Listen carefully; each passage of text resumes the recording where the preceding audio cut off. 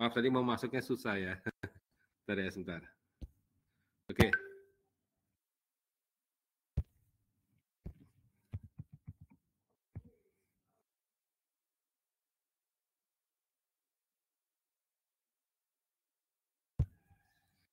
Oke, sebentar ya.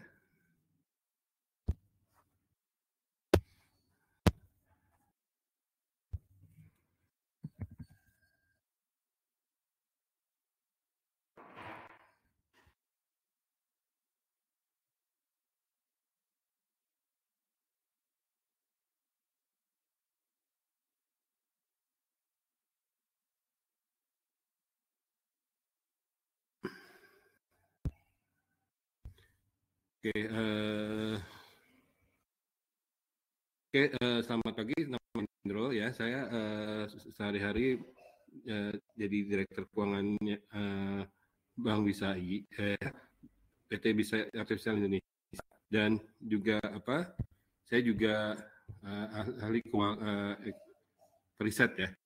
Ini adalah salah satu rekomendasi dari kawan ya, ahli keuangan di Bank Indonesia. Ya, jadi saya banyak bantu riset ya.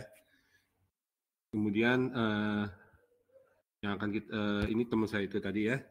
Kalau nanti bikin tentang, ada yang ngikutin tentang penulisan ilmiah, ya ini karyanya beliau yang saya akan bawakan ya. Yang saya bawakan karena saya asistennya, saya boleh mempresentasikan ini. Gitu ya. Nanti juga boleh diambil. Nah, sekarang kita ke arah metodologinya. Oke, ini rata-rata background dari mana aja ya?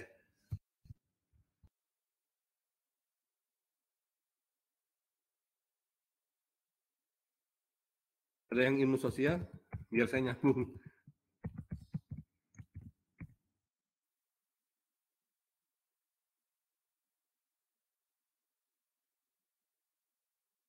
Oke, S2, S3? S2 atau S3? Atau S1?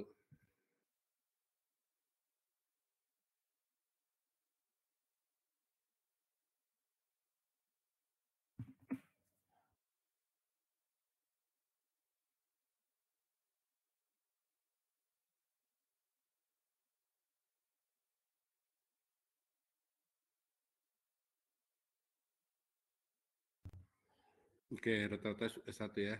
Oke, jadi kita bikin metode penelitian ya. Jadi metode penelitian itu lebih ke arah tata cara ya. Tata cara kan hasil dari permasalahan spesifik ya. Jadi sebenarnya kalau boleh saya lihatkan ya, sebentar ya, akan saya lihatkan.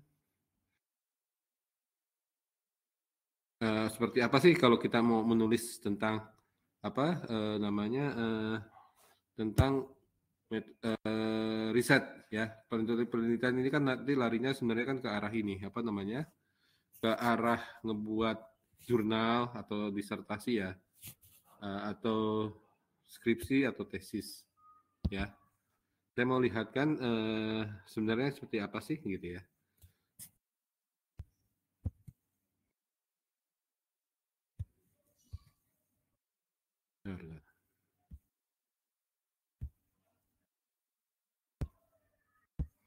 Saudara, saya mau lihatkan ke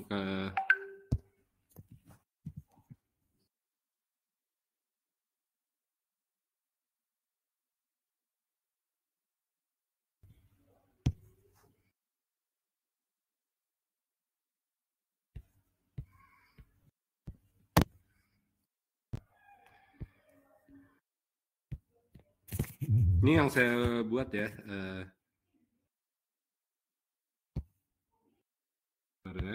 Jadi kita akan langsung aja. Jadi metode penelitian kan lari-larinya akhirnya kita ngebuat apa namanya, suatu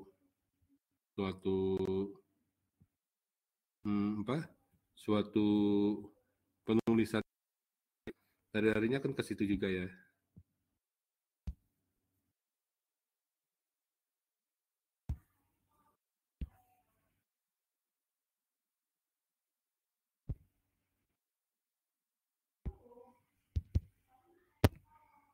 Tuh, nggak bisa dia. Nah, kelihatan ya? Kelihatan Mas Mbak?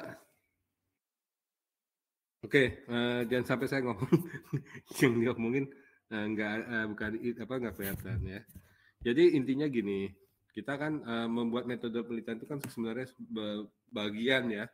bagian daripada untuk membuat skripsi, tesis, jurnal atau disertasi ya.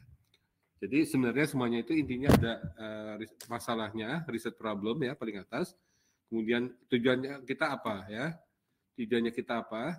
Kemudian literature review and gap analysis ya. Jadi sebelum kita bisa bikin metode penelitian, sebelum bisa bikin skripsi dan sebagainya, kita harus punya masalah dulu ya. Terus tujuan berkat penelitian kita itu kita mau ngapain ya. Mau ngapainnya itu cari tahu bagaimana, nggak bisa tanpa kita melihat literatur review dan cari apa yang nggak diomongin di situ. Kenapa penting ke literatur review?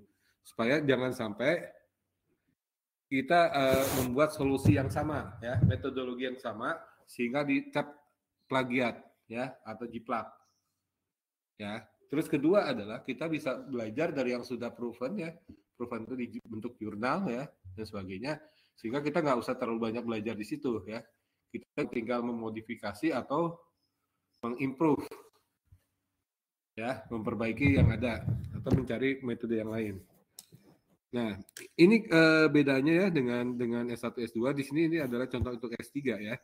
Walaupun saya bukan S3 tapi saya sering melihat apa namanya? Defense ya. Jadi saya tahu ya, defense-nya orang S3 di dalam dan di luar negeri ya, ngeri. Jadi di sana tuh setiap kalimat ditanya asalnya dari mana. Ini tahu dari mana? Ditanya referensinya dan harus Q1 Q2. Ya. Jadi pekerjaan yang paling berat tuh selama yang saya perlihat presentasi itu adalah S3 karena dia harus mencari finding theoretical frame mencari teori baru dan penemuan baru. Ya. Nah, kemudian desain riset model. Nah, desain riset model ini ya, ini adalah bagian dari metodologi penelitian ya. Nah, ini saya kasih tahu yang di atasnya kenapa ya. Karena tanpa yang di atas itu kita tahu mustahil kita bisa melakukan metode penelitian yang baik dan benar ya. Jadi kita harus tahu dulu problem kita apa ya, terus tujuan kita itu apa ya, terus kita nggak mungkin bisa ngerjakan dengan baik kalau nggak tahu masalahnya di lapangan seperti apa yang diomongin orang lain itu seperti apa. Jadi kita harus banyak baca ya yang mengenai permasalahan itu, kemudian kita harus tahu permasalahannya apa yang nggak diomongin. Karena kita hanya boleh ngomongin ya sesuatu yang belum diomongin, yaitu tahunya dari mana research gap analysis. Sampai sini ada yang itu ini dari saya. Kenapa kita harus punya metodologi penelitian ya? Karena untuk bikin jurnal itu ya setelah semuanya ada di atas sudah diketahui, baru kita desain riset model. Desainnya itu pakai metodologi penelitian. Toolnya itu adalah metode penelitian. Misalnya metodenya menggunakan kualitatif, kuantitatif, ya, statistik, survei dan sebagainya itu adalah bagian dari metodologi penelitian. Ya, metodologi penelitian sendiri itu adalah cara menangani suatu permasalahan yang spesifik. Ya, jadi kita melakukan berbagai macam kriteria untuk mencari masalah penelitian yang ada. Masuk pakai metodenya, ya, seperti itu. Oke, ada yang mau ditanyakan sebelum saya jalan?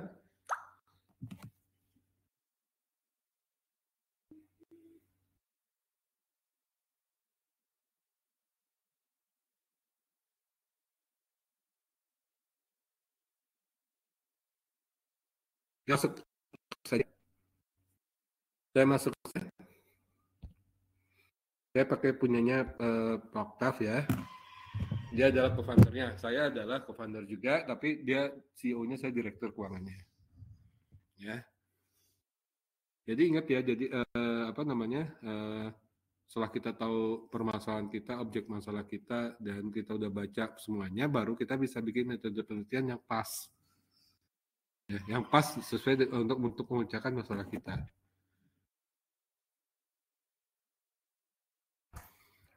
Maksud?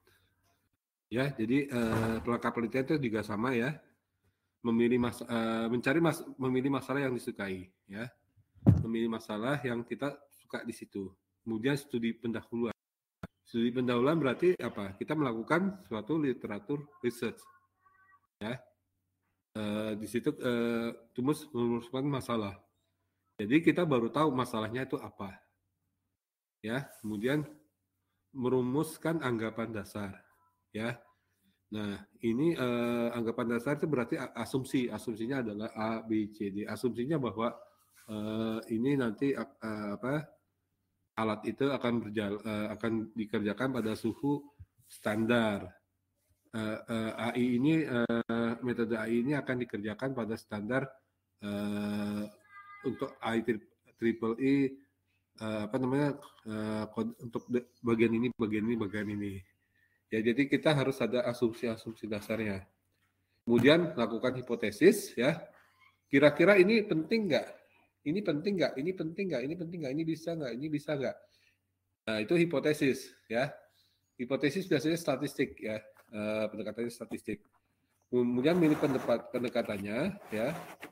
Pendekatannya itu bisa pakai survei, ya. Bisa kita pakai ngambil data sekunder, ya, atau data primer. Kita lakukan suatu percobaan, kita ambil datanya langsung. Kalau data primer itu contohnya kita bikin percobaan, datanya kita ambil, ya, atau kita melakukan suatu wawancara dan survei langsung pada targetnya.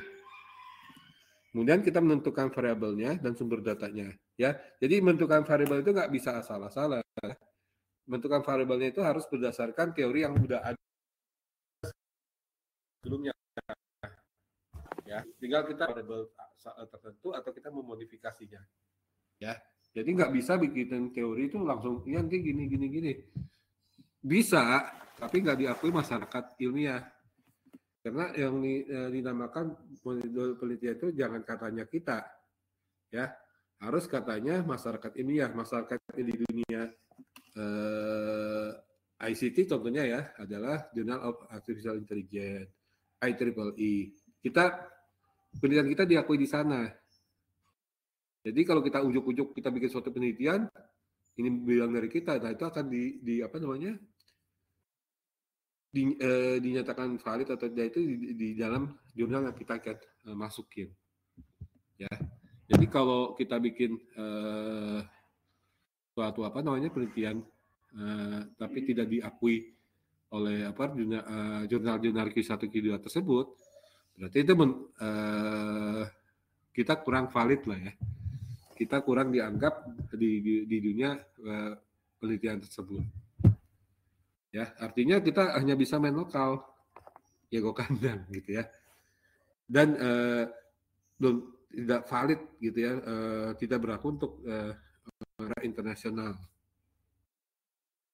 Nah, ada tips, ya. Ada tipsnya juga. Kalau kita mau bikin penulisan ini, ya, ini harus kita punya ini. Ya, pertama datanya harus ada, ya. Kemudian kitanya tertarik, ya, datanya harus ada, siswanya tertarik, ya. Kemudian ada pembimbingnya. Dan keempat, dapat diselesaikan dalam waktu yang telah ditentukan. Ini kira-kira bisa diselesaikan setahun 2 tahun. Salah satunya nggak ada, lupakan saja. Pasti nggak jadi dengan lancar, ya. Jadi gini, saya punya teman, ya, orang statistik kan tiap hari makan data, ya, setiap hari itu ngeliatin data, ya. Dia bikin pemodelan sesuatu, ya, orang bilang canggih, ya. Setelah 2 tahun ternyata datanya nggak ada, ya, data yang sesuai dengan bidang itu, sehingga terpaksa perpanjangan dirinya sendiri untuk menerusin S3-nya. Akibatnya dia sudah tidak ditanggung lagi kalau lepas waktu, ya. Jadi ini 4-nya harus punya. Kita tertarik, ada datanya, ada yang bimbingnya yang ngerti di bidang itu, ya, dan dapat diselesaikan dalam waktu yang ditentukan. Salah satu ini tidak didapat, nggak usah ngerjain yang itu, pasti nggak berhasil dengan baik. Nggak kelihatan ya? Oke, sorry. Saya ulang ya. Nggak kelihatan, harus saya ulang. Oke, saya ulang ya. Ini harus saya sering pantau monitor ya. Jadi kalau kita melakukan penelitian ya, pertama-tama kita harus ada ketertarikan dulu. Kemudian ada datanya ya, ada pembimbingnya dan dapat disesuaikan dalam waktu yang telah ditentukan. Kalau salah satu itu nggak ada, nggak bisa dijalankan. Nggak mungkin bisa dijalankan. Ya, itu penting ya. Jadi jangan sampai kita udah susah-susah kayak teman saya tadi yang dikerjakan statistik ya, bikin suatu model dan sebagainya, tahun diulang lagi, 2 tahun lagi. Ya, S3 lama ya. Jadinya biaya siswanya. Karena datanya nggak ada.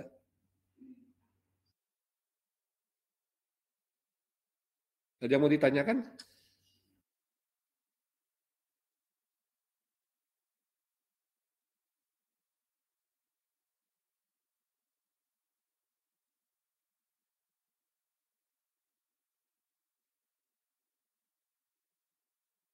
Oke, kalau nggak ada, saya mulai saja. Teruskan lagi.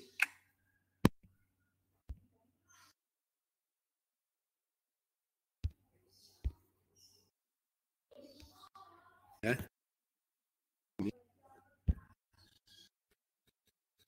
Kriterianya harus jelas ya. Dilakukan dengan hati-hati ya. Rancangan metodologi yang cermat dan jelas ya. Rancangan metodologi ini yang seharusnya dibahas banyak ya. Jadi rancangan metodologi itu contohnya adalah, sebentar ya, saya akan perlihatkan yang lain.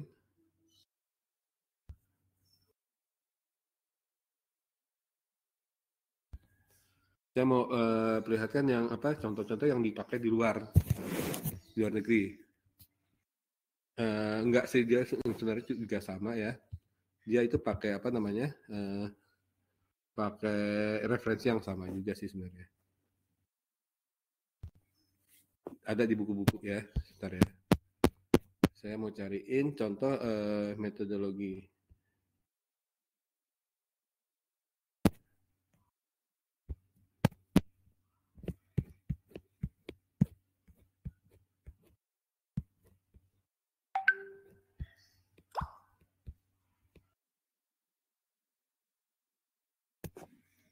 Sebentar ya, Mbak ya, Mas ya.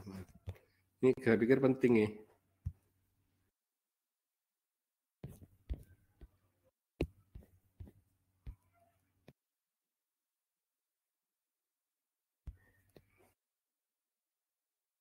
Sebentar ya.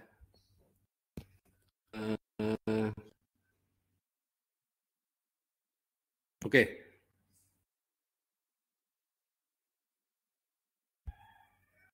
Nah, itu ya. Jadi kita lihat ya, ini ada contoh tentang literatur review ya. Literatur review, jadi gini, kita mau desain metodologi ya. Desain metodologi, tadi metodenya itu contohnya adalah statistik ya. Tapi di sini ada yang namanya pakai kuesioner, jadi pakai PLSM ya. Anak-anak sistem informatika pasti tahu ya. Jadi di sini kita pertama harus baca-baca dulu ya, literatur review-nya seperti apa. Jadi kita nanti ngomongnya itu ada dasarnya. Jadi kita nggak bisa sembarangan ngomong tanpa ada background-nya. Background-nya itu yang kita dapat tuh dari literatur review. Ya, terus kemudian kita bikin ya kuesionernya itu. Ini contoh untuk caranya, cara membuat kuesioner kepada orang ya. Jadi metodologi setiap orang bisa beda-beda. Ya, jadi dia bikin kuesioner berdasarkan literatur review, kemudian dia revisi mana yang perlu diperbaiki ya, kemudian dia bikin kuesioner awal. Ya. Jadi dia kuesionernya berkali-kali ya. Dia sebelum dia kasih ke masyarakat, dia uji coba berkali-kali ya. Ya, berarti karena ini kuesioner ya, ini kita lihat reliability analysis ya. Ini udah pakai PLSM ya. PLSM ya. Jadi kalau ternyata bagus ya, dipilih ya. Kita cari real analisisnya ya dan validitasnya. Kalau PLSM ya udah tahu ya. Jadi di PLSM tuh ada dua ya model ya. Pertama EVA, yang kedua adalah CFA ya. Jadi EVA itu ada exploratory factor analysis, sedangkan CFA itu ada confirmatory factor analysis. Kalau EVA itu ibaratnya kita masih coba-coba ya. Ini nggak disarankan untuk orang yang membuat riset ya. Tapi bisa juga karena siapa tahu ada temuan baru ya, ada model baru. Kemudian CFA yaitu berdasarkan jurnal-jurnal yang sudah diterima ya. Jurnal yang sudah diterima itu adalah Q1 dan Q2 ya. Jadinya dari situ kita cek keandalannya ya, validitas berarti dia valid ya. Reliabilitas itu berarti andal itu maksudnya gini. Valid itu berarti variabelnya itu bisa diterima ya. Ini sesuai dengan teori ya. Karena reliabilitas itu misalnya variasinya tidak terlalu besar ya, kemudian secara statistik dia signifikan ya dan sebagainya. Ya jadi kenapa perlu uji validitas ya? Misalnya kita mau prediksi ya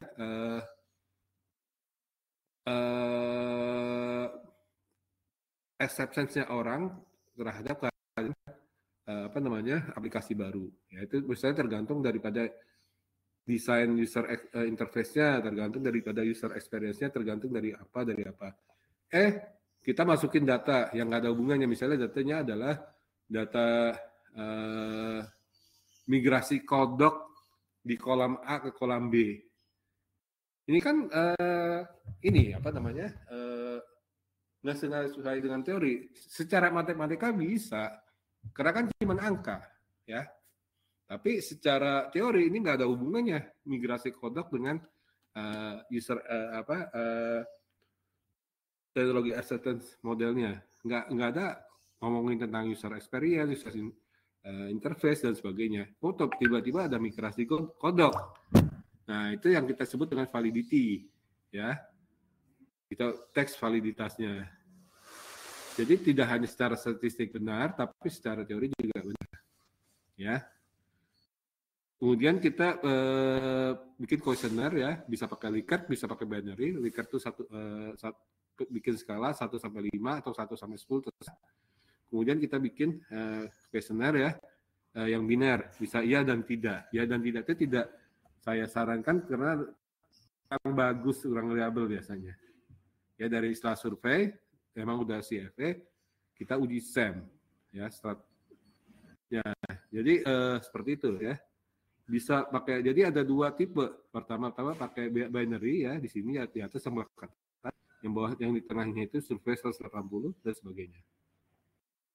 Ya, jadi ini tata cara kita membuat metode penelitian dengan melibatkan kuesioner dan pakai tool apa. Ya, jadi jelas ya bahwa SEM itu ya, PLSM itu atau metode itu hanyalah bagian daripada metodologi penelitian.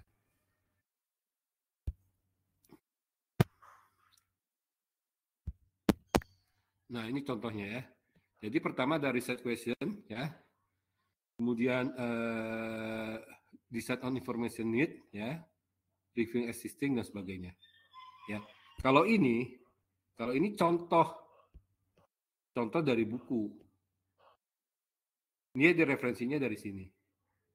Tapi kalau yang di atas ini dia buat dari buku tapi dia buat sendiri di dalamnya dia rubah. Kalau mau buat sendiri juga bisa, tergantung daripada keperluan penelitian nanti, gitu ya. Jadi ini lebih ke arah tata cara ya. Jadi metodologi riset itu lebih ke arah tata cara. Oke, balik lagi ke sini. Ada yang mau ditanya?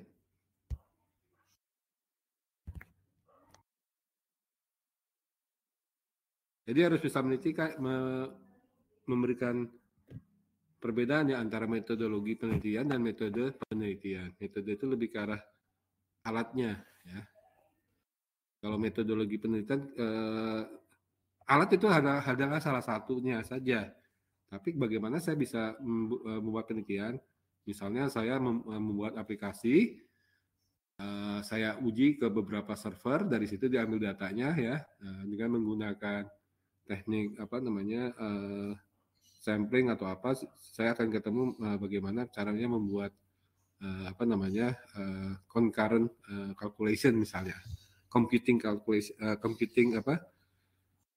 computing for AI speed for algoritmanya seperti ini. Jadi kita mau melakukan penelitian ya, concurrent computing by different types of algorithm ya. Jadi pakai macam-macam ya.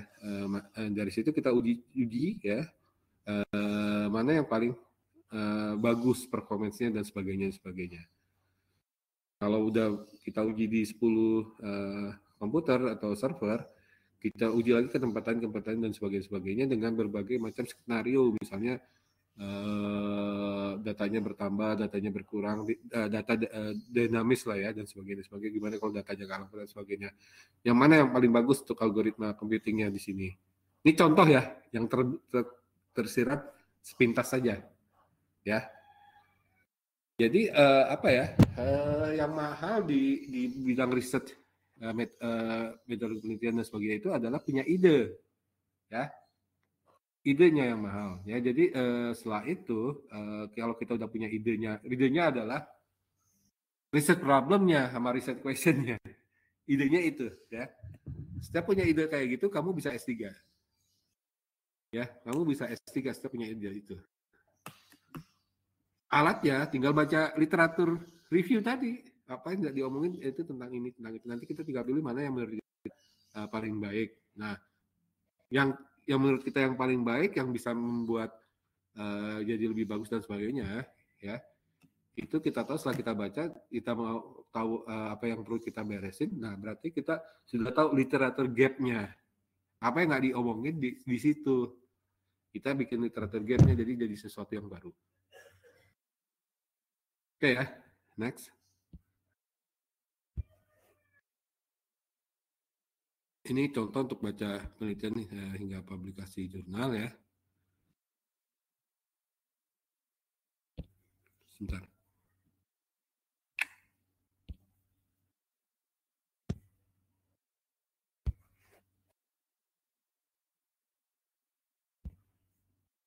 Kalau nggak tahu silakan aja ya, apa diomongin ya. Jadi ini tadi ini contohnya ya. Contohnya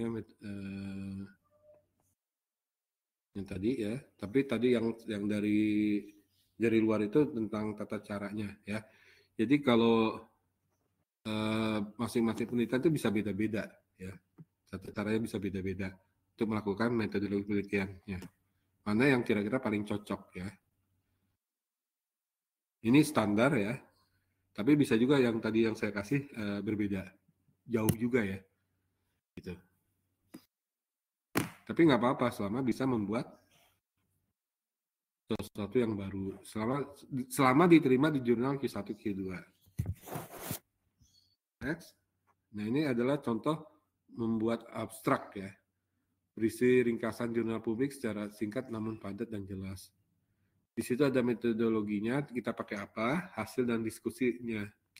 Ya, jadi di sini harus sudah ada yang paling terakhir ya, itu harus sudah ada ininya. Kita lihat ya. This written for results performance with deep learning increase. Nah, ini hasilnya. Performance-nya naik 30-40%. Ya, kalau pakai deep learning ya, berarti pakai kemungkinan besar pakai neural network ya. Dan SVM ya, vector machine. Dan penggunaan metodologi lebih tinggi. Ya, jadi ini katanya lebih bagus. Nah, ini udah dikasih tahu nih ringkasannya. Jadi yang dikerjakan apa? Dia kok propose unified concept based MIRS.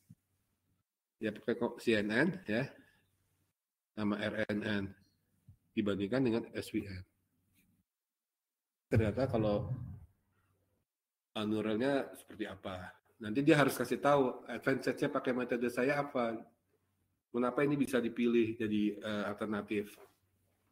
Jadi ini contoh ya daripada cara membuat abstrak. Ini contoh. Kemudian lanjut. Nah, ini contoh membuat intro ya, berisi latar belakang permasalahan ya. Dan research question ya, research questionnya apa? Kenapa ini penting? Jadi intro dosen itu menggambarkan lebih ke arah apa sih yang apa namanya menjadi masalah di penelitian kita ya, sehingga ini penting untuk kita beresin ya. Urgensinya kenapa ini penting kita beresin, kita kerjain. Jadi ada latar belakang masalah, ada tujuannya, ada research question. Ya jadi misalnya ini contoh kan boleh dari mana aja ya. Jadi misalnya kenapa Indonesia perlu membuat pembangkit PLTA ya. Karena PLTA kan mahal ininya apa namanya harus bongkar-bongkar bukit dan sebagainya. Jadi bangunan sipilnya itu mahal, bikin bendungan itu mahal gitu ya. Kenapa itu harus penting ya? Ternyata penting dikerjakan ya. Karena latar belakang masalahnya adalah di saat sekarang ini ya energi itu kan migas naik tinggi ya sehingga bisa membahayakan ekonomi nasional. Nah, jadi dia propose ya PLTA-nya ini bisa mengurangi apa namanya ketergantungan dari energi impor tersebut ya sehingga sehingga nanti Indonesia lebih bagus perekonomiannya karena tidak banyak impor, tidak banyak keluar devisa ya, dan juga dan itu juga mengurangi emisi ya. Tapi tetap menguntungkan. Kenapa? Karena secara ekonomi dia hitung walaupun harga bikin PLTA itu mahal ya, tapi pakai metode nah ini dengan metode temuan dia yang baru ya yang mengatur efisiensi dan sebagainya PLTA itu ternyata terjangkau dan waktu pengembangan modal itu lebih cepat karena dia bisa mengembangkan metode yang jadi S3-nya dia itu yang jadi apa namanya temuan teorinya itu sehingga biaya energi dari PLTA itu jadi lebih murah karena bisa mengkompensasi mahalnya biaya bikin bendungan dan sebagainya.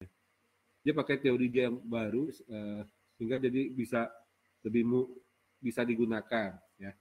Dia bicara teori yang baru itu berdasarkan teori-teori yang sudah pernah ada ya, yang tujuannya untuk mengefisienkan PLTA dan untuk mengurangi biaya dan sebagainya.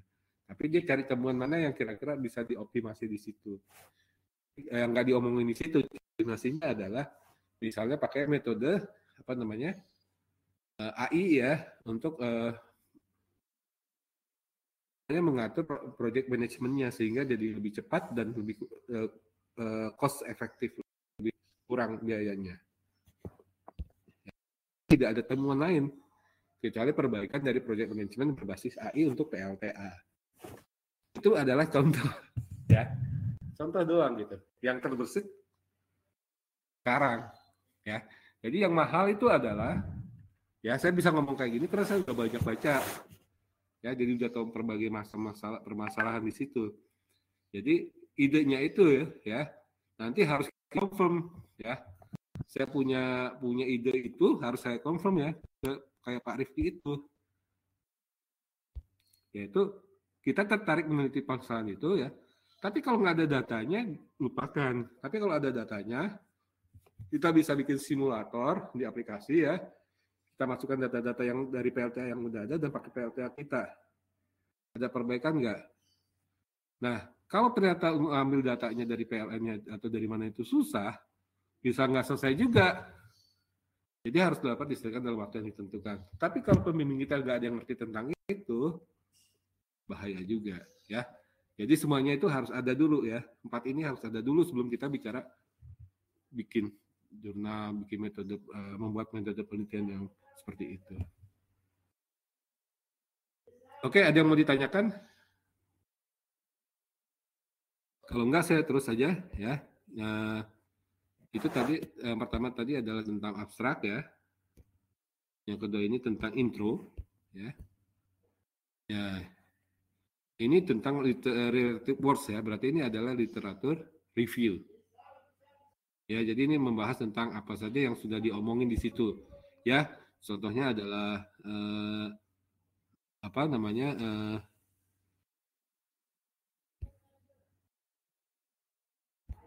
ya jadi ini ya contohnya adalah IRS ya, ada MIRS ya.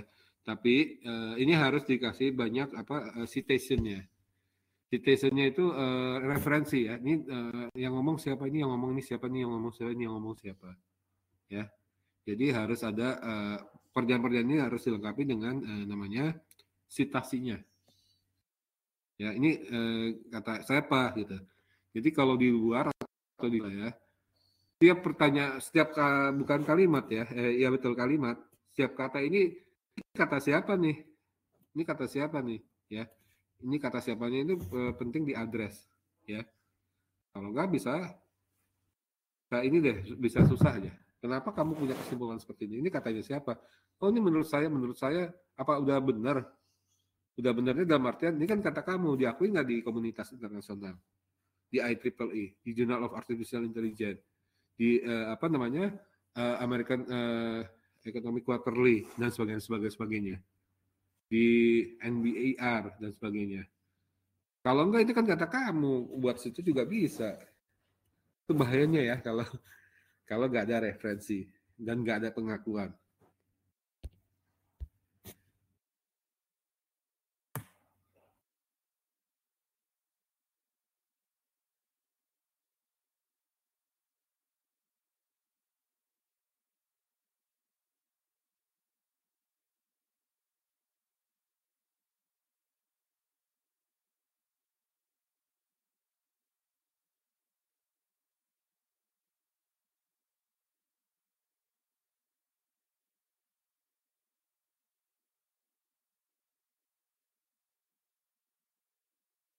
Oke ya, itu ya. Lanjut lagi. Jadi sebenarnya yang susah itu ini cari ide aja. Kalau nanti caranya dan sebagainya itu relatif mudah karena kan udah ada literatur review orang-orang yang ngerjain sebelumnya kan dan bisa tanya orang, bisa minta diajarin. Tapi mencari ide baru itu yang paling susah. Kecuali kita memodif misalnya tentang regional kalau di ekonomi ya tentang misalnya ke pengaruh harga minyak terhadap inflasi Indonesia ke skup yang lebih kecil ya pengaruh harga minyak di apa namanya kota penghasil minyak seperti misalnya di Pelaju atau di Balikpapan kan rada beda justru ketika harga minyak lagi mereka untung atau nggak untung karena ada apa dan sebagainya jadi bisa ada sesuatu yang baru walaupun topiknya sama.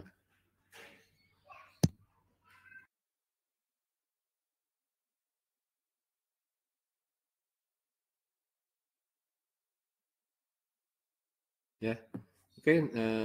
Nah sekarang metodologi. Nah sebenarnya ini seharusnya kita lebih ke arah sini ya. Langkah kerjanya ya untuk menyelesaikan permasalahannya. Teknik dan modelnya. Teknik dan modelnya itu adalah toolnya seperti statistik tadi. Seperti tadi SEM ya, Structural Equation Model. Seperti misalnya kita membuat CNN-nya ya, Convolutional Neural Network ya, dan sebagainya. Ya jadi di sini langkah kerjanya seperti ini ya, using base concept to solve semantic dan sebagainya. Ini langkah kerja dikasih tahu. Teknik dan modelnya ini contohnya adalah unified index process ya untuk split up the searches ya. Ini seperti ini. Ini contoh-contohnya. Jadi metode itu menyelesaikan masalah. Dia harus ngapain, dia harus ya. Dan ini teknik dan model yang digunakan. Coba kita cari ya. Ya. Nanti saya kasih linknya aja. Ini judulnya apa tadi? Unified Concept.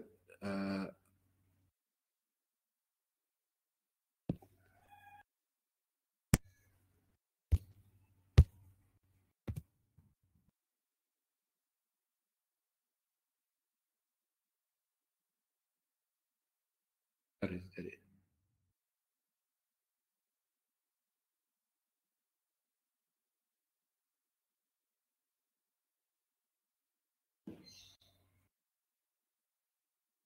Ya, saya mau kasih ke kamu ya, penelitiannya. Unified Concept Base.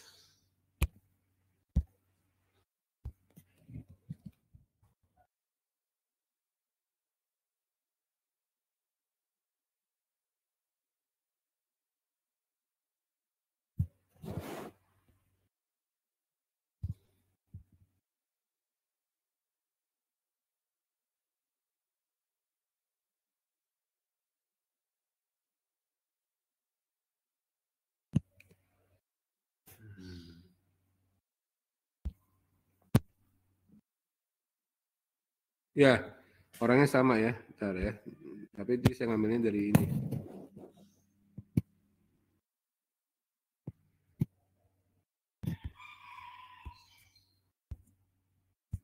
Ini sama 2 orang doang ya? Nggak apa-apa deh. Ini dari Uin Alauddin ya. Ini aja saya kasih tahu deh.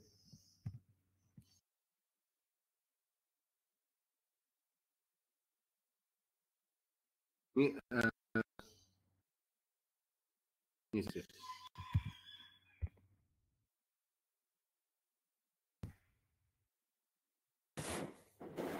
Oke, lanjut.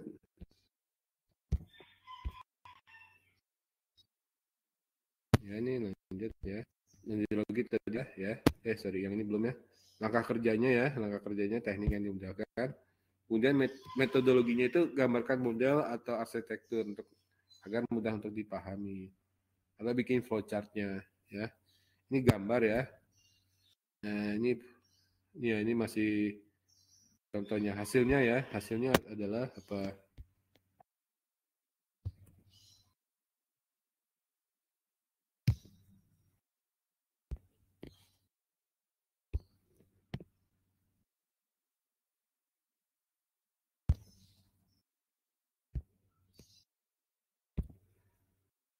Diskusi. Jadi penjelasan dari hasil, analisa dari hasil. Ini contoh-contohnya aja ya. Nah, ini contoh permasalahannya dan sebagainya. Oke, ini nanti dikasih ya dikasih ya. Saya ingin ini jadi lebih interaktif ya. Ada yang mau nulis nggak? Atau ada yang mau buat skripsi, tesis, disertasi atau jurnal? Silakan apa namanya? Oh, kita diskusi bareng. Jadi lebih kepake ya, lebih kepake. Oke, silakan ada yang mau ditanyakan?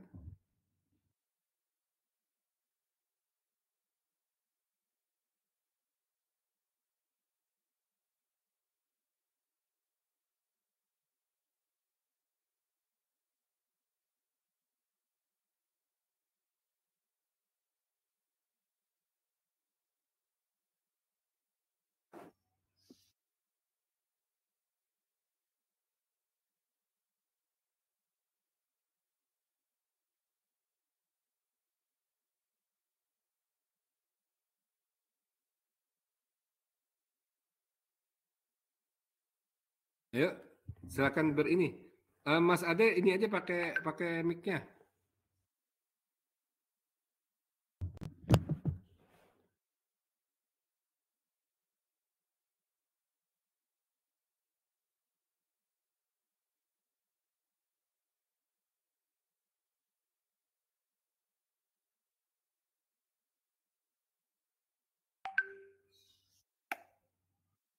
Ya, silakan.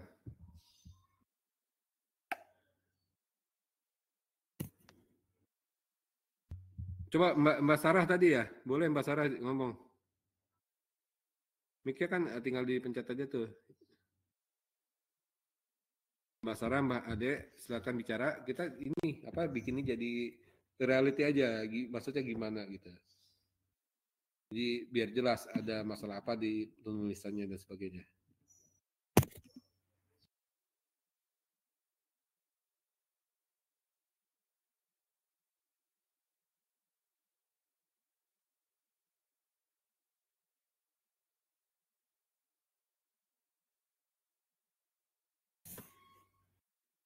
Ayo. Oh iya, framework pemerikatan Egon. Berarti framework itu boleh dijelaskan? Ini mau nanya apa juga gitu. Berarti terus mau nanya apa gitu kan?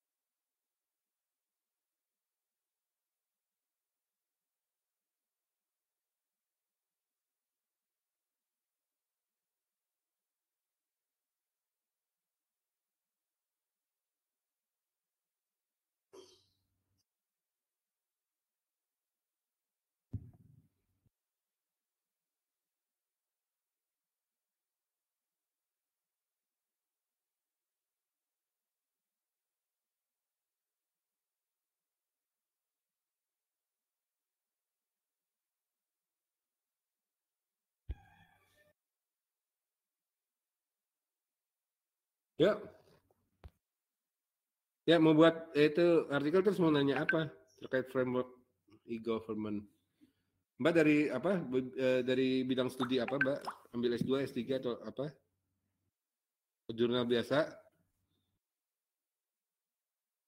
Ini ya, apa pertanyaannya ya? Terus kalau sedang meneliti ya, terus kenapa gitu? Apa yang mau ditanya?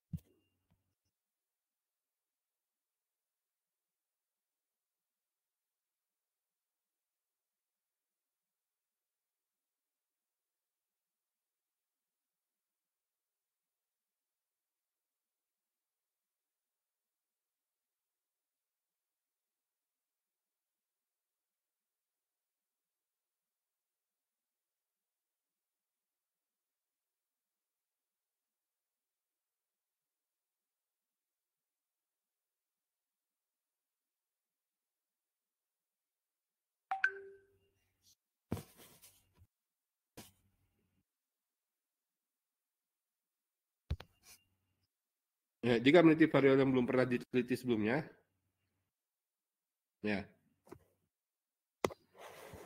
Ya, jadi gini, kalau kita bikin pertanyaan kuesioner yang belum ada berdasarkan penelitian sebelumnya, paling nggak kita punya theoretical framework-nya, ya. Contohnya ini yang saya kerjakan ya, misalnya tentang penelitian tentang, coba kasih contohnya deh, variabelnya seperti apa biar bisa saya gambarkan. Variabel seperti apa?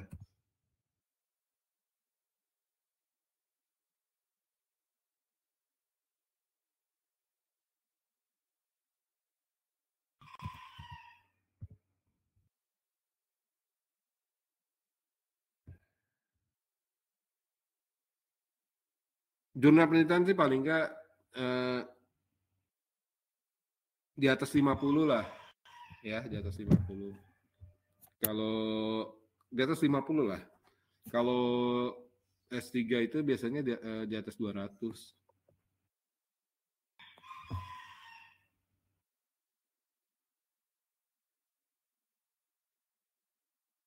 Oke, variabel pola pikir dan sifat terhadap ketahuan pajak. Oke, jadi kalau jadi gini, pertanyaan ini ya harus ada, ya. Jadi gini, ada pertanyaan tentang kepatuhan pajak, ya. Ada penelitian-penelitian sebelumnya, ya. Kalau ini ditanyakan, ya, kalau itu belum ditanyakan, berarti kita yang masuk di situ. Berarti kita sudah tahu literatur ini yang bisa jadi bahan untuk S3 nih, ya, untuk S3 karena kita ada menemukan literatur gap-nya. Karena yang lain belum pernah ngomongin ini. Makanya kita harus banyak baca literatur. Pak Ade, jangan neliti itu, nanti kita dicap plagiat. Ya, kenapa kita harus banyak baca literatur supaya kita tidak tidak bilang bahwa penemuan kita udah ada yang ngerjain. Jelas Pak Ade. Ini kalau ternyata emang nggak ada yang ngerjain, tapi Bapak harus kasih tahu literatur yang ngomongin tentang kepatuhan pajak siapa aja. Di antara 10-20 orang jurnal nggak ada satupun yang ngomongin tentang pola pikir dan sifat kedewasaan. Jadi ini kan diumumkan dengan psikolog ya. Jadi ini psikologi lah ya atau apa gitu ya. Ini boleh dijadiin temuan kita literatur gap.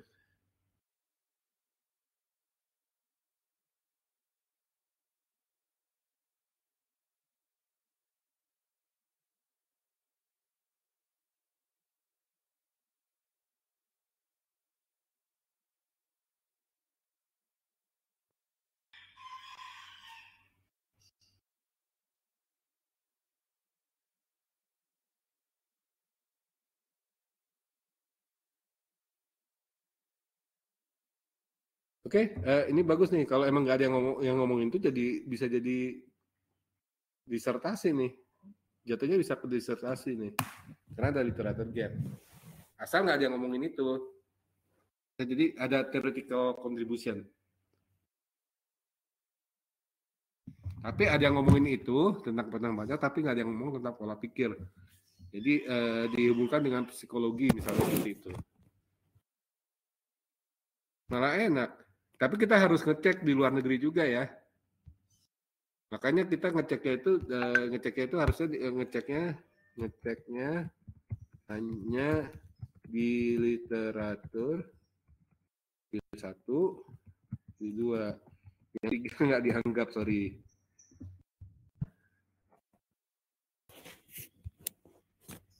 Tapi untuk belajar nggak apa-apa, tapi untuk jadi citasi jangan. Kita masuk Q3 nggak apa-apa, tapi kita jangan mensitasi orang Q3, kita mensitasi Q1, Q2.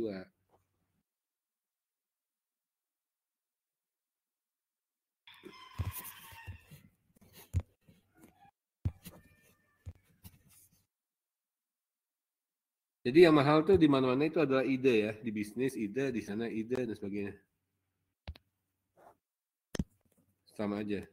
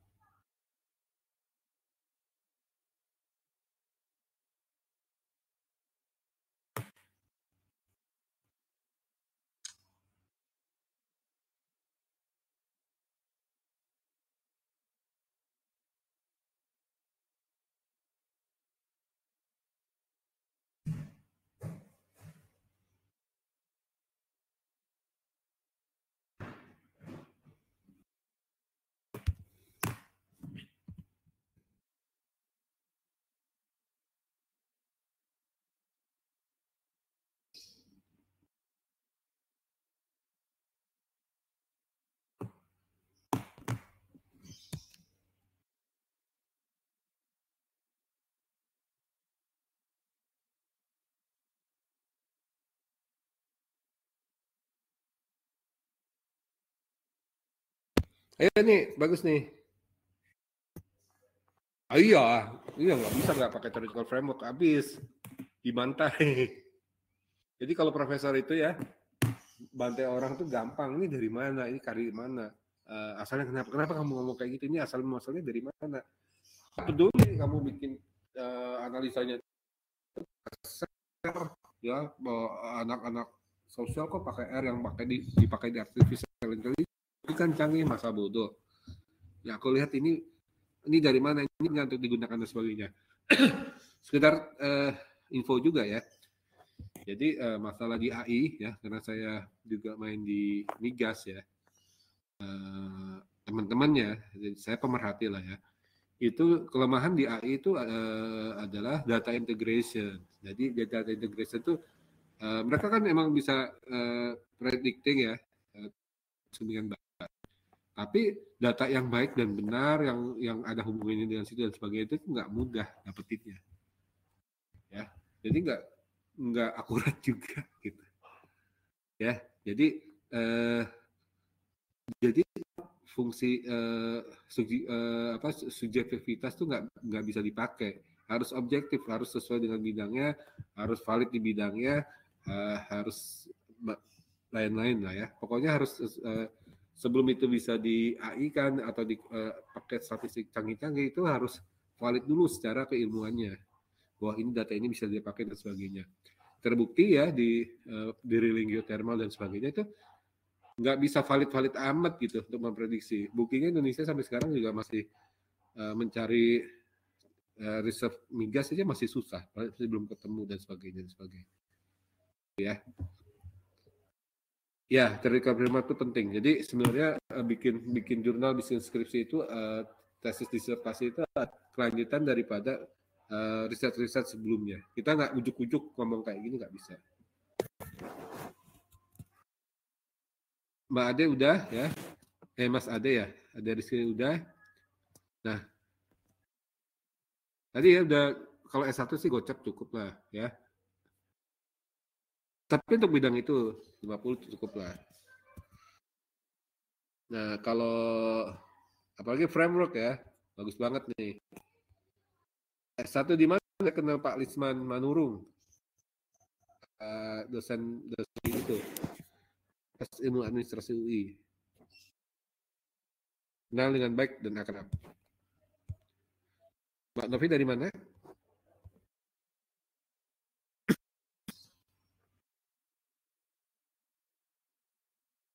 Via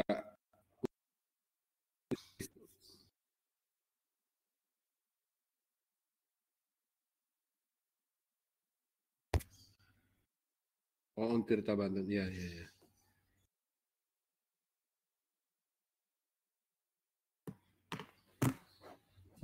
Oke, lanjut. Nah, ini contoh ya, ini kayak Mbak juga, tapi kasusnya IT. Jadi kita sebut ini sebagai sistem informasi case ya.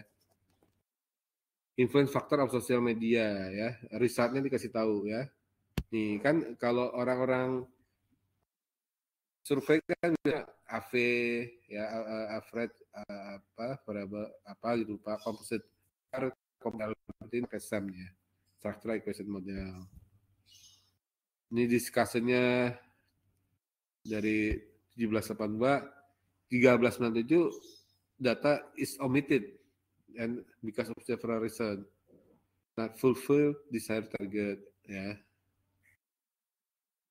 Ya ini contohnya. Conclusion ya. Nah, social media edition ini seharusnya doesn't only ya. Jadi saya sarankan ya kalau mau buat jurnal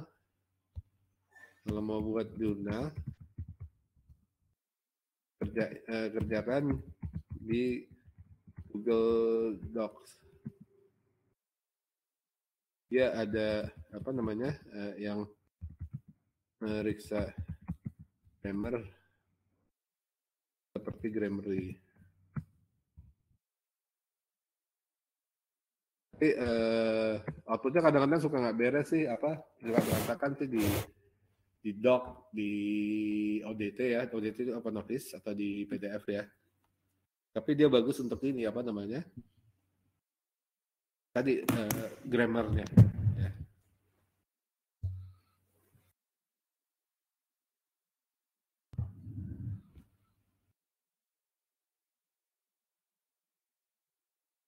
Oke, lanjut. Ini case study ya, ini sentiment analysis ya. Ya, ini contoh-contohnya ya dari Pak Oktav ya. Nah, kontribusinya dia disebutin ya. Kontribusi kita tadi misalnya menemukan bahwa yang namanya kematangan itu penting untuk meningkatkan kepatuhan pajak. Itu kontribusi kita, theoretical contribution. Ya ini apa data setnya itu adalah kontribusi. Ini kasih data set nih seperti ini. Ya. Ini data tentang lagu nih, saudara ya.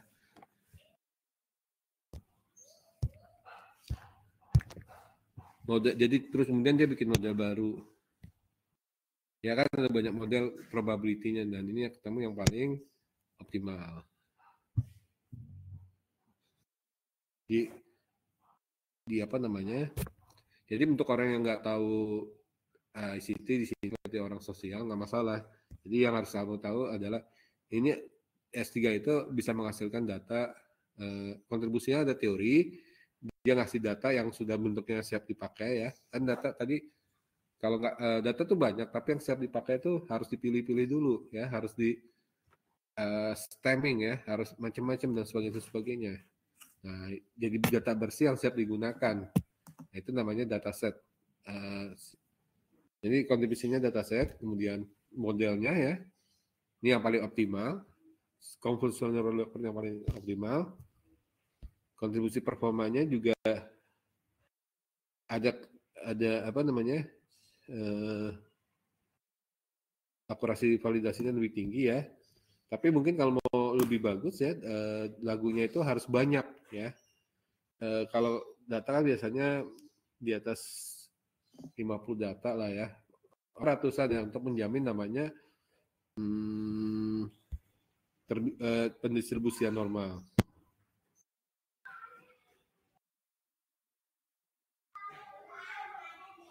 Kemudian lanjut, ini performanya jadi lebih valid ya.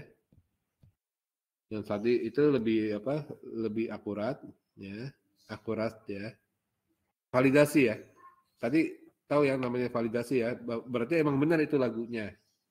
Tapi kalau tadi teori emang benar ini data yang diperlukan untuk apa namanya? Analisa misalnya ekonomi. Nggak ada hubungannya dengan migrasi kupu-kupu. Kalau kenapa penting? Karena kan migrasi kupu-kupu kan datanya kan angka juga, dan itu bisa diolah oleh statistik yang sifatnya matematik ya, yang pokoknya yang berupa angka bisa diolah. Nah ini menjamin valid gitu. Jadi data statistik apa kupu-kupu itu nggak masuk. Tapi validasi di sini maksudnya adalah dia bisa menebak ya, pas benar gitu, valid, ini bisa dipakai. Kalau di sini ya. Nah, ini dia kemudian masuk ke publikasi ilmiah ya. Dan seterusnya. Oke. Yuk kita manfaatkan dengan cara apa yang mau ditanya untuk bikin jurnal, skripsi, tesis, disertasi. Free. Jadi ini kan dikasih nih ya. Nggak usah khawatir. Ya. Tapi kan yang penting adalah kepakainya apa? Bisa dipakainya apa? Ada masalah apa? Langsung kita kerjakan di sini. Oke, yang mau nanya silakan. Free ya? Atau mau nanyain ide boleh? Wah, ada Mbak Stefani di sini ya. Oke. Jadi sebenarnya kalau kita banyak baca itu nggak susah. Nyari ide tuh nggak susah. Dan kalau untuk S2 S3 itu jangan yang coba-coba susah dulu ya. Tapi lebih ke arah kepake, karena kalau susah nanti bisa lulusnya lama gitu ya. Nanti kalau udah lulus mau susah-susah apapun nggak masalah. Karena kan nggak terikat waktu seperti di kampus. Kalau di kampus tadi ada keterikatan waktu, harus lulus. Kalau nggak lulus setelah sekian tahun bisa DO. Ya, dan seterusnya. Tapi tetap kualitasnya bagus, tapi jangan yang sampai fenomenal gitu, karena takutnya nggak ada waktu. Kayak teman saya orang statistik, dia mau bikin modal sendiri yang fenomenal, canggih, bubar, datanya nggak ada. Ya, jadi 4 itu harus ada dulu lah. Ya, ada minat, ada datanya, ada yang bisa ngajarin, ada pembimbing yang ngerti, dan kita bisa kerjakan sesuai dengan apa waktu yang telah ditentukan. Salah satu nggak ada bisa DO. Jadi kalau udah S3 itu lebih ke atau dunia itu lebih ke arah maturity, bukan soal pinter.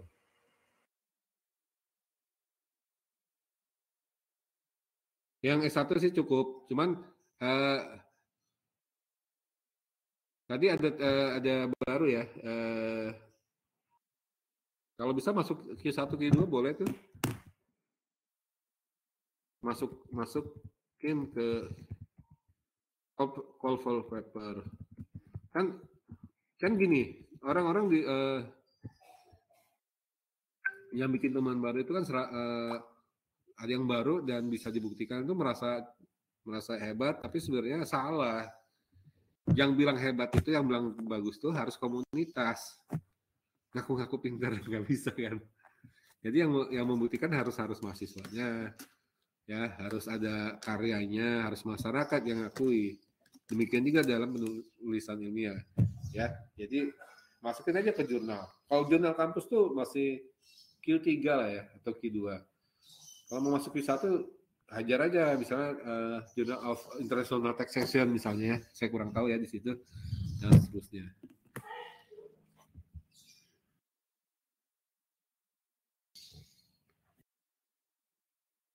Oke.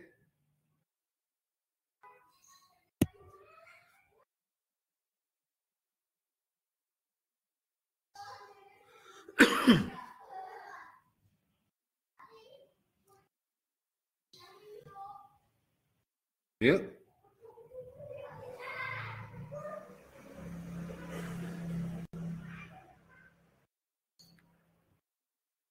Ayo, ini apa namanya? Kesempatan nih, ada mau nggak tahu nggak mau ngapain gitu ya. Jadi ini sih dikasih ya, dan itu juga udah selesai. Ya, tapi yang penting tuh saya habis masuk di sini Zoom seperti ini, saya dapat apa yang saya bisa kerjakan dari ngikutin ini, saya jadi ada ide nggak? Saya jadi tahu nggak menyelesaikan caranya mengenai menghadapi masalah di bidang apa situ. Metode penelitian yang bagus untuk saya itu kira-kira apa ya? Di sini kita bisa diskusi. Teorinya sih banyak bukunya, bisa googling dan sebagainya. Tapi di sini saya ingin memberi lebih dalam artian kita bisa berbagi lah ya untuk mencari solusi.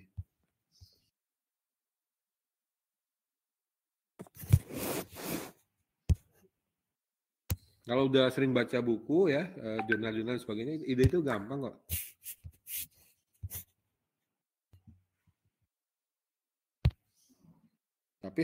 Tapi harus full fokus dulu ya.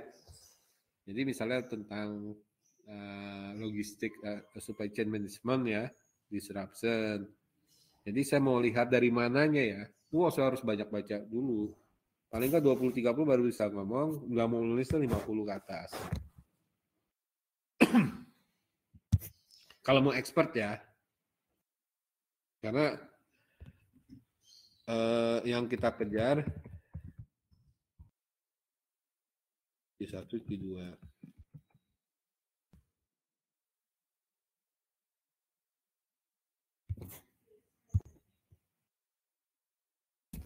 Oke, silakan.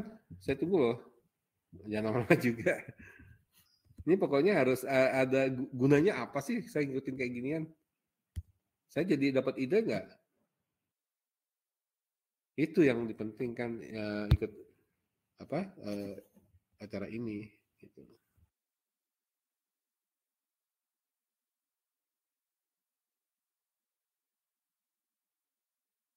Jadi saya singgung juga ya presentasi ini kelas-kelasnya ya.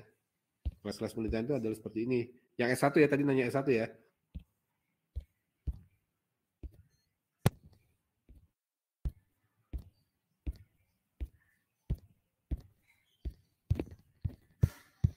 Dari saya cari.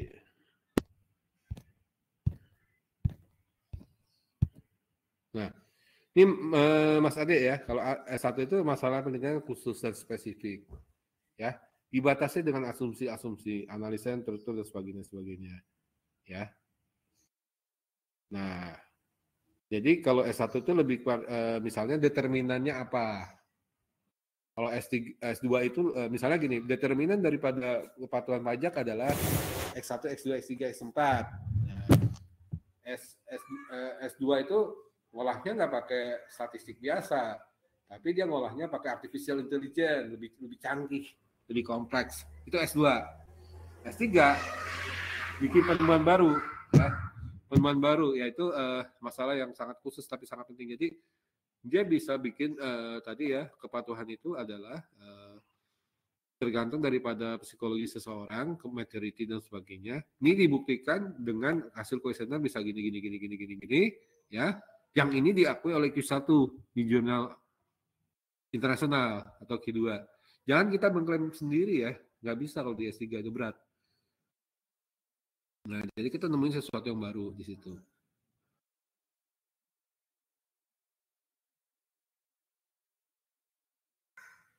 Ya, jadi ini bedanya antara S1 dan S3. Kalau S2 itu lebih kompleks ya, pakai AI. Pakai apa? Kalau S1 pakai multiple regression udah, time series lah udah cukup gitu ya.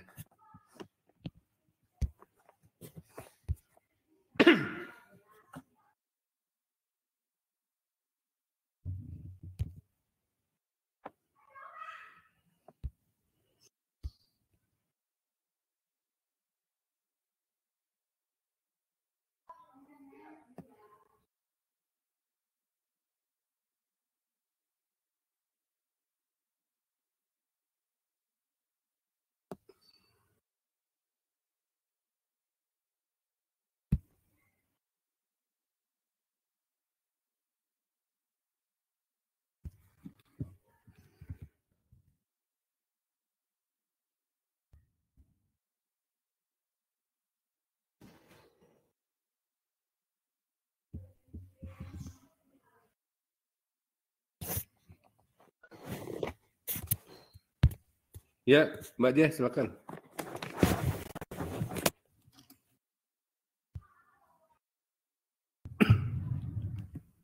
Boleh Mbak Dia. Ini jadi kayak ini aja, konsultasi. Nggak konsultasi ya, karena saya pasti nggak tahu apa bidang kalian yang di situ. Cuman dari sudut pandang menulisnya, metodologinya seperti apa.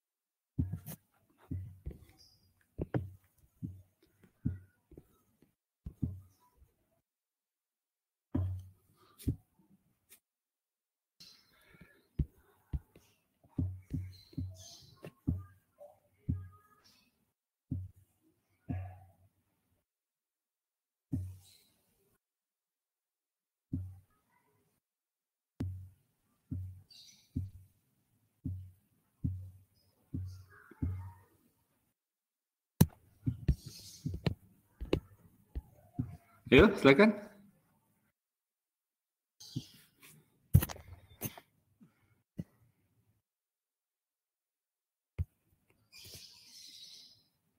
Oh, pertama adalah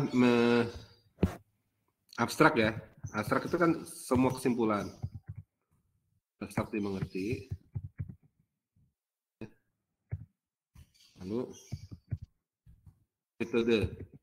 Jadi kalau kamu melakukan literatur review ya, metodenya pakai apa? Metodologinya seperti apa? Yang ini pakai ini, yang ini pakai ini. Kemudian analisa, ini paling penting. Jadi kalau kita itu apa? Jadi ada 3 ya. Abstrak itu jadi ada 3 ya. Pertama adalah metodologi, analisanya, kesimpulan. Abstrak seharusnya bahas itu semua.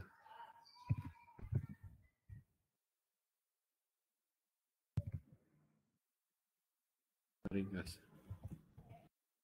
Maaf Pak, izin bertanya, dari mana ambil itu Pak yang linknya UIN, kampus saya Pak? Google aja. Iya dari Google Mbak. Ya. Nah, saya liatin deh ya.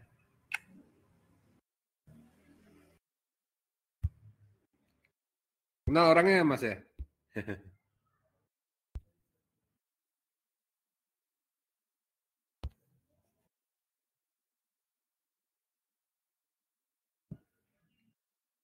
Tuh download 5 mega.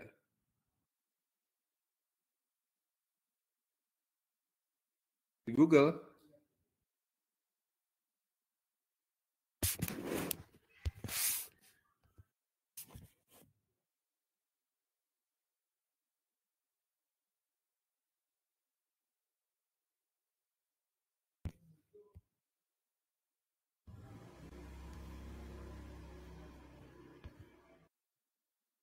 Menjawab ya Pak Novel.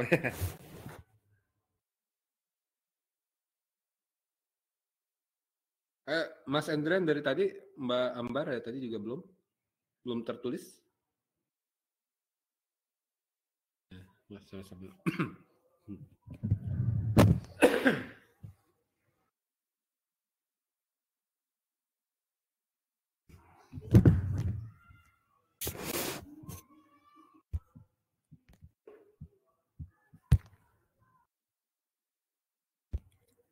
Lagi ke inilah.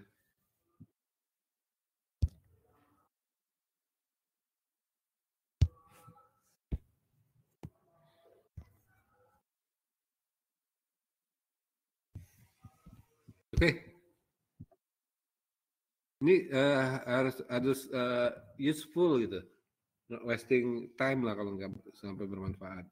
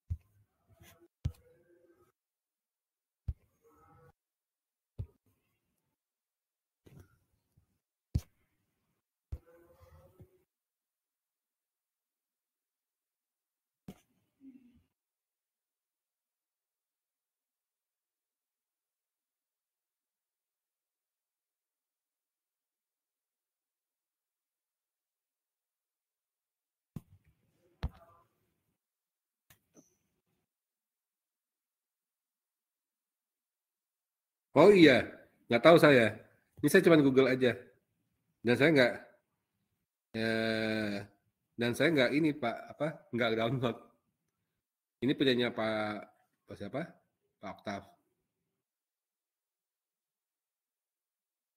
Dan Pak Oktav juga nggak ngasih papernya.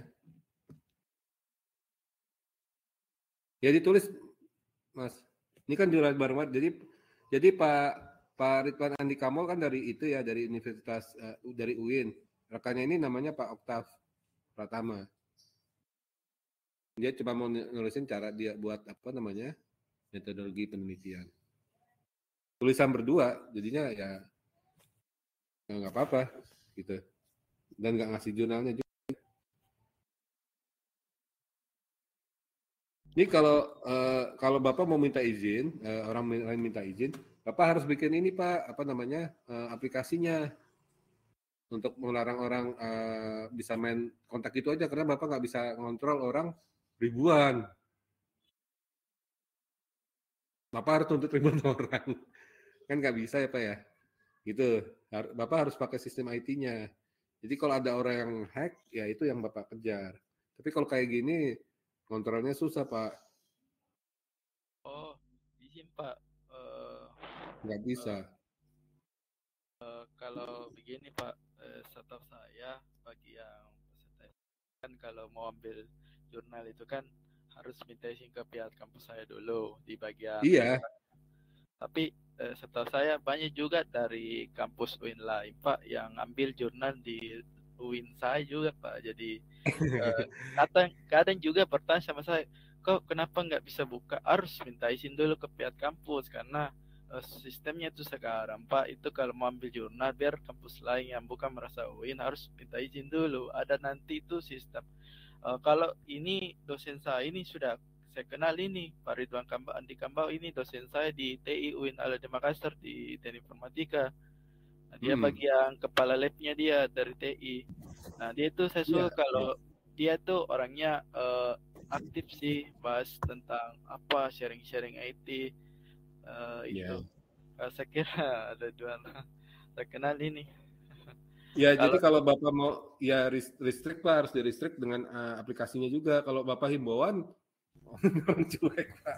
Iya, itu sih Pak, karena setahu saya itu belum rencana sih, baru di UIN Alauddin itu Pak, baru di aplikasi Lentera, belum di yang upgrade terbarunya dari repositorinya UIN. Jadi saya ini mau bertanya Pak terkait dengan metode penelitian. Kan saya dulu sudah pernah belajar di mata kuliah saya. Dan saya itu baru-barusan belajar dulu sebelum saya mengerjakan skripsi. Jadi saya mau tanya, apakah bagaimana cara membuat suatu metodologi penelitian dibandingkan S1 dengan S2 Pak? Terima kasih. Membuat suatu metodologi penelitian dibandingkan dengan apa Pak? Pelan-pelan Pak. Dibandingkan dengan S1 dengan S2 Pak, yang S2-nya itu tesis. Ya, jadi tadi udah ya di Pak Rifki, jadi saya asistennya Pak Rifki Ismail ya. Beliau ini Pak Rifki Ismail ini adalah ini Pak, editor Scopus, editornya Pak. Ya, kalau Bapak lihat di sini ya, ya ini kan saya nih ya, ini saya. Nah dia ini dari BI ya, dan dia juga adalah editor Scopus ya, editor Scopus, nah, Scopus ID ini ya. Jadi dari situ dia kasih tahu kalau S1 S2 itu seperti apa. Nah, jadi kalau S1 itu penelitian yang khusus dihasilkan asumsi, kalau S3 itu ada sesuatu yang baru. Ini Pak bedanya. Semua level sih harus berawal dari masalah. Jadi kalau selain kan itu tesis kan, kalau saya umpama ambil judul tesis, apakah saya bisa ambil jurnal yang mengenai informatika itu berupa yang saya ambil di jurnal Scopus apa enggak Pak? Karena setahu saya ini pas setelah S1 setelah menuju ke S2 kan saya harus belajar dulu metodologi penelitian menuju S2. Nah, saya mau supaya saya bisa mengerjakan secara tepat waktu dan lancar, dan supaya kan nggak bingung-bingung lagi setelah pusing ini cara penulisannya ini saya maksud Pak. Karena saya ini kan kalau cara nulisin itu di yang lain Pak. Di itu penulisan ilmu nanti jam 1. Iya Pak, karena selain itu Pak, kalau bedakan tesis dengan Scopus itu bagaimana ya Pak? Scopus itu bedakan antara tesis dengan apa? Scopus. Sesuatu yang beda Pak. Jadi tesis itu ya tesis ya, karya ilmiah terakhir S2 ya, S3 kan disertasi. Ya, jadi kalau Scopus itu adalah lembaga yang memeringkat jurnal ya. Jadi Q1 itu tingkatan tertinggi. Scopus itu lembaganya. EG yang masih Q1, Q2. Jadi jurnal itu kan ada kualitas tertinggi secara internasional itu adalah Q1.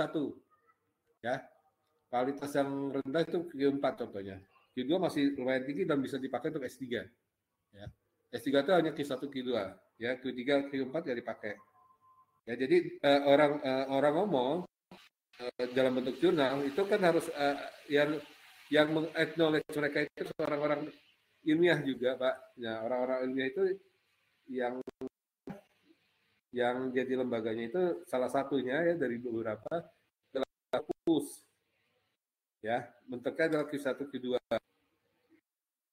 Bapak ngambil informatik tentang apa, Pak? Ambil judul Rancang Bangun Aplikasi Kamus 3 Bahasa, Pak. Inggris, Jepang, dan Indonesia, bicara community berbasis Android, Pak. Kalau mau itu ada jurnalnya itu saya lihatin deh ya.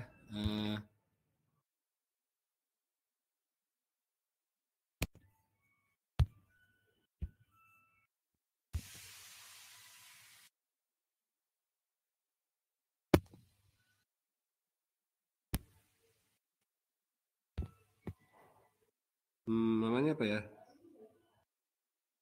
Google Scholar ya. Saya ke Google Scholar ya.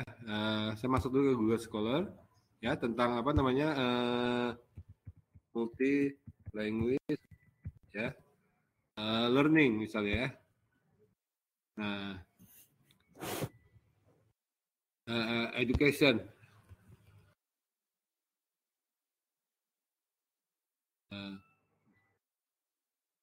Kita lihat nih ya, desain ada banyak ya. Yang apa namanya yang ketiga. Nanti saya coba cari ya. Ini contohnya adalah saya belum lihat di sini.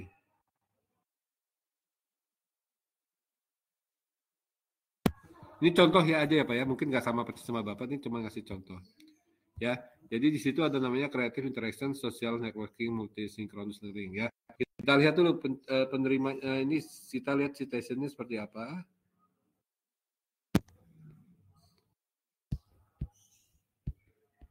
Lalu cite this article ya. Eduk teknologi publish, saya mau tahu aja.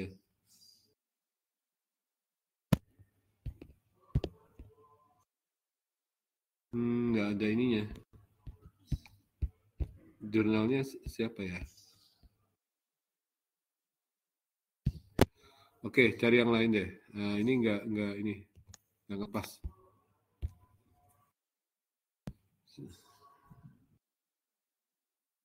Misalnya ini contoh aja Pak ya. Contohnya aja, cari yang lepas nih.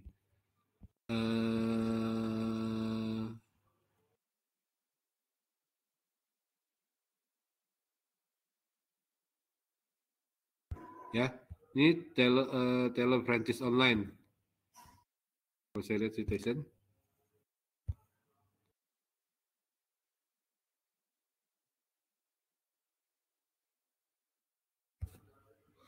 Saya biasanya ke Skimago Pak, ntar ya.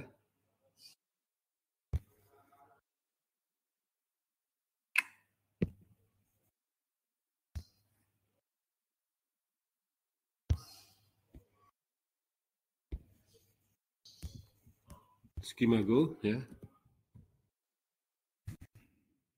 Untuk mau tahu Q1 atau bukan ya. Tadi di sini adalah Taylor Francis Online ya, Taylor Francis Online.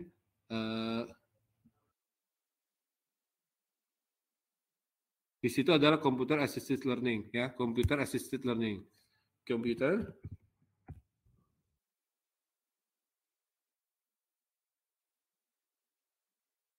learning. Ini jurnalnya ini ya. Ini dari apa namanya Taylor Francis.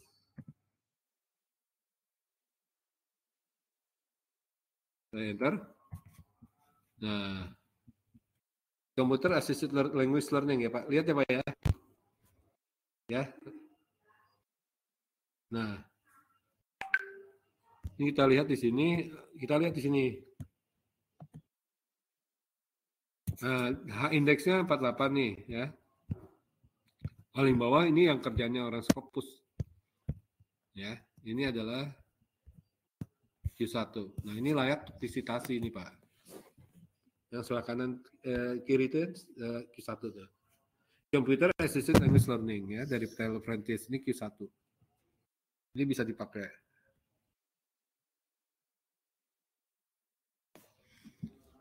Kita lihat lagi yang lain ya.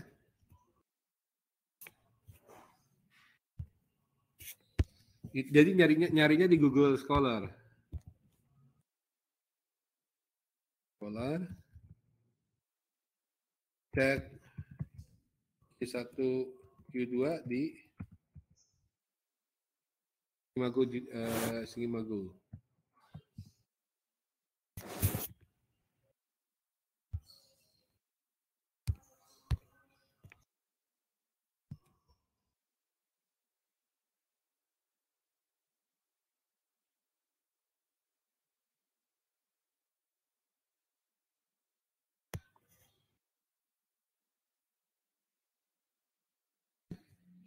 Contoh lagi misalnya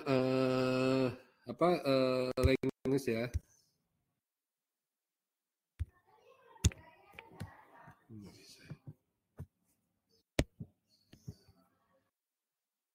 Nah, ini pasti boleh nih, IEEE.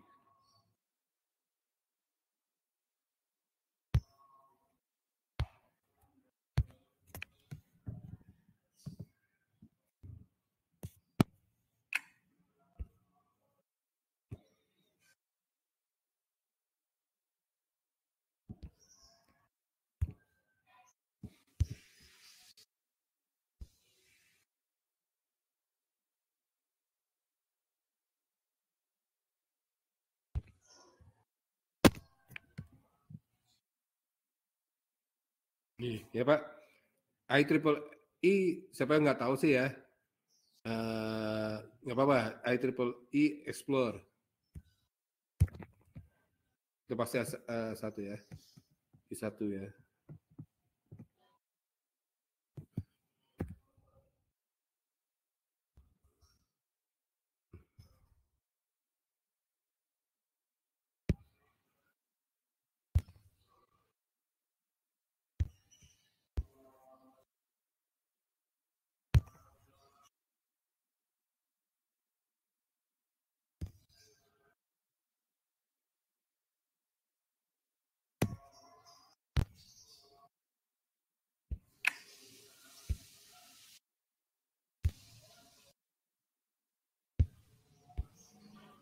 Loh, belum found ya.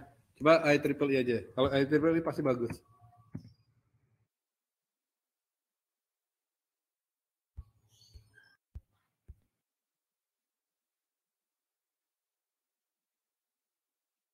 IEEE apa namanya?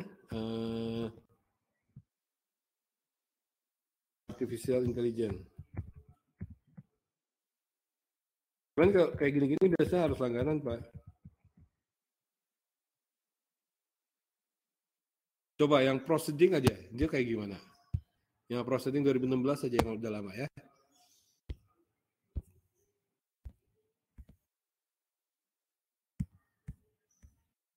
Ini belum diakui ya. Jadi proceeding itu nggak bisa dipakai ya biasanya ya. Kalau ini udah lama nih. IEEE Artificial Intelligence. Oke, ini aja Artificial Intelligence.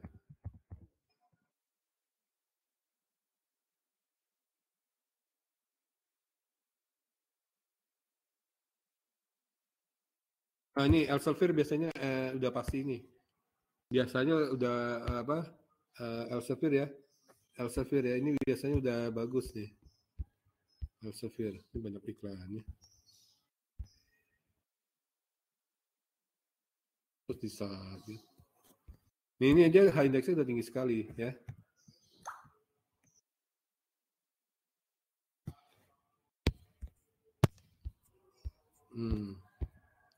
Ini enggak gitu.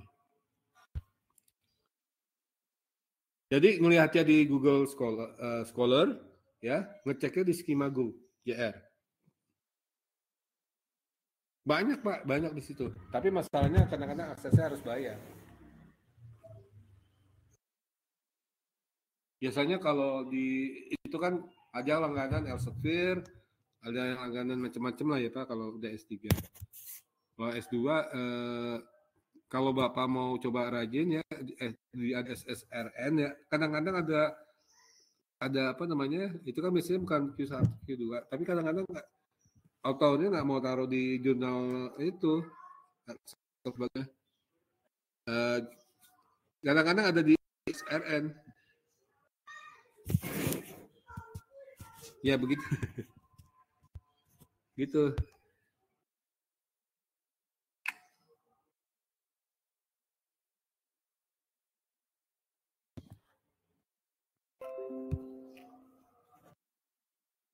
Jadi ayo tanya lagi yang lain. Jadi ini harus ada ini, kita dapat ilmu, dapat apa gitu ya. Jadi jangan cuma lihat terus nggak ini, nggak apa, ada untungnya, harus ada untungnya, ya. Untungnya itu dalam artian kita dapat sesuatu yang apa namanya baru gitu, yang bisa kepakai untuk karir kita, karir kita dan sebagainya.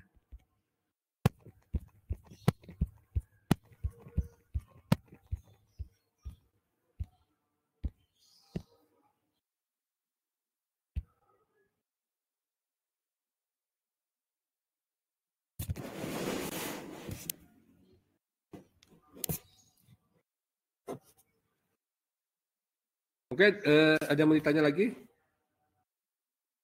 Ya.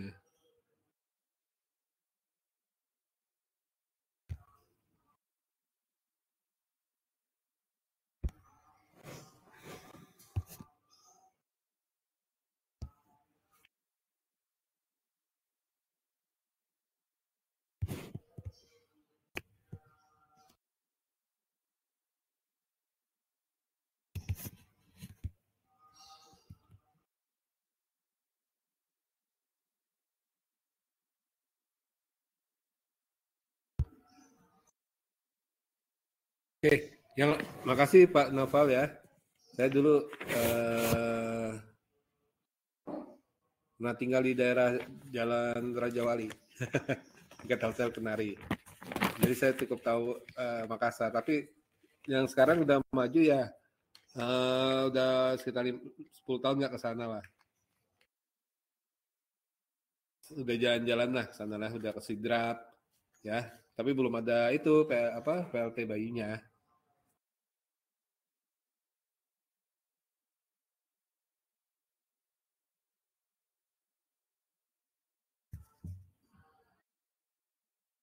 Ayo, yang lain mau nanya? Ada yang mau minta ide? Boleh di sini nih.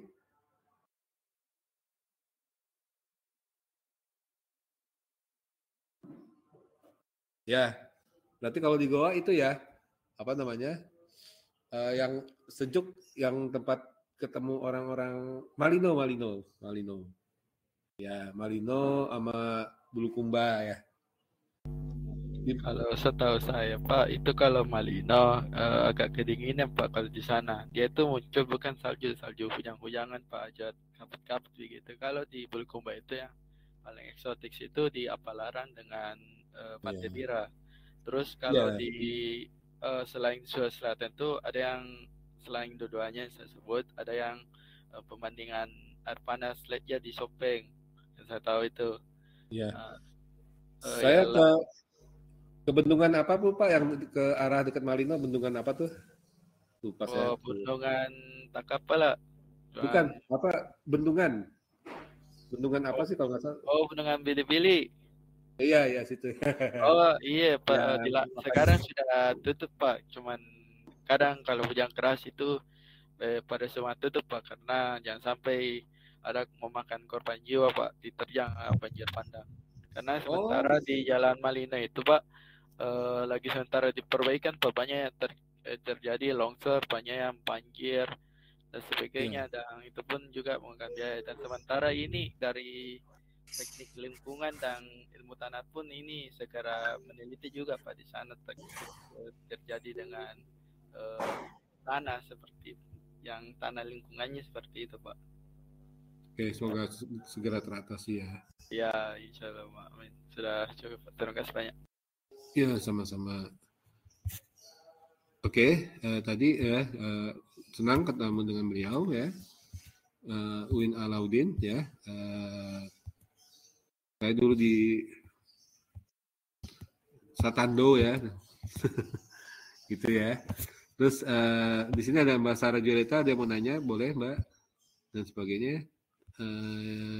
Jadi gini, sebenarnya bikin disertasi, bikin skripsi itu nggak susah ya. Yang susah itu adalah kita tahu mau ngapain, kita punya ide ya, yang original. Ide yang original itu susah ya, karena harus banyak baca buku untuk memastikan bahwa ide kita itu bukan plagiat. Dan sekalian belajar dari yang sudah pernah ngerjain itu. Jadi nggak dari nol, nggak dari scratch ya. Kalau kita ngebuat sesuatu tahu-tahu ngaku kita, itu nggak bisa diterima di dunia ilmiah. Harus ada berdasarkan penelitian yang lain, gitu. Oke, kalau mau tanya boleh, saya ada di sini. Lebih lanjut ya, feel free ya, tanya ide dan sebagainya. Per HP ini.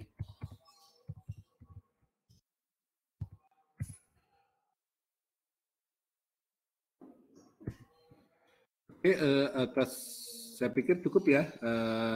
Kalau mau nanya bisa dilanjut ya. Sebentar, ini Mas Azhar ya, boleh kalau mau nanya.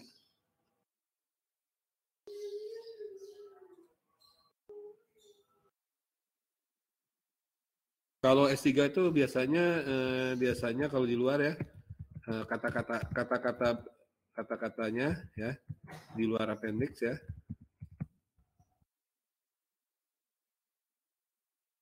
Itu 50.000.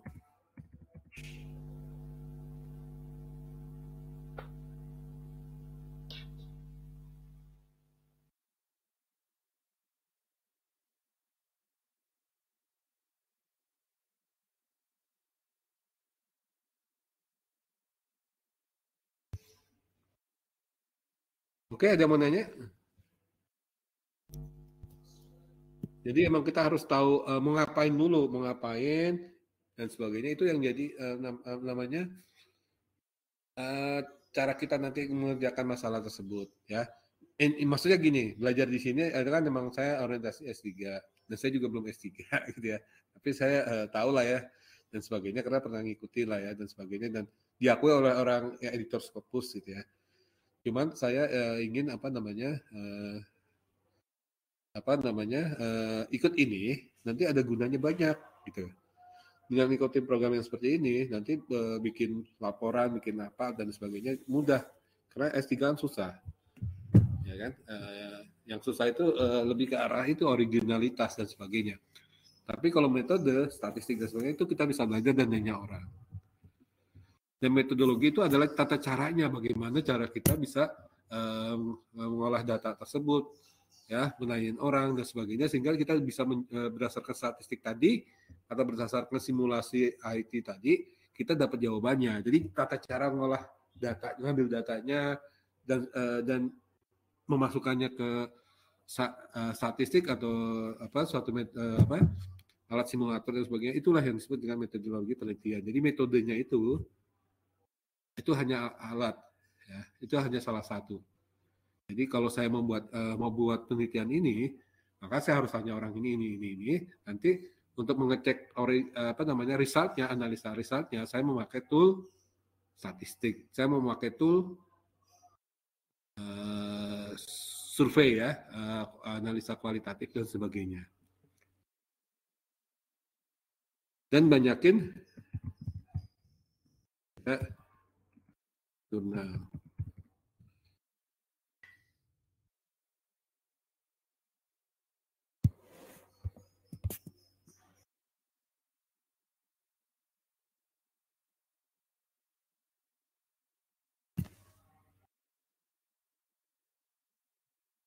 Oke, kalau nggak ada, terima kasih ya atas perhatiannya. Wabillahi taufiq wal hidayah. Wassalamualaikum warahmatullahi wabarakatuh.